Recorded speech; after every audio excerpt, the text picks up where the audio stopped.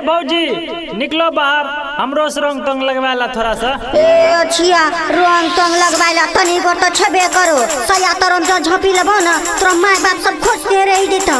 हे भौजी तनी टाक समझ लो छो, कुर्सी पर चढ़ी के तोरा चोली में रंग लगा दो। छिया भगलक ने म्यूजिक पर के नटा बोली के ना फटा बोले छे, चोली में रंग लगाते।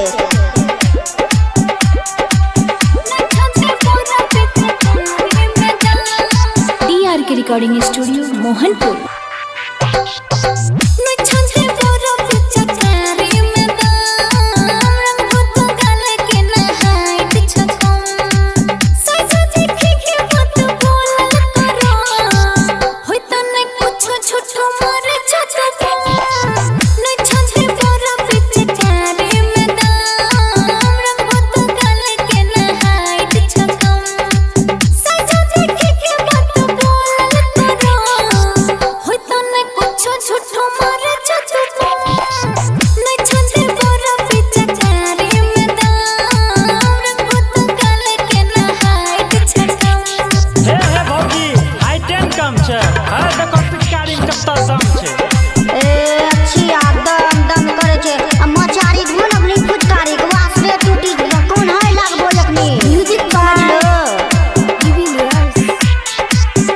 Recording studio Mohanpur.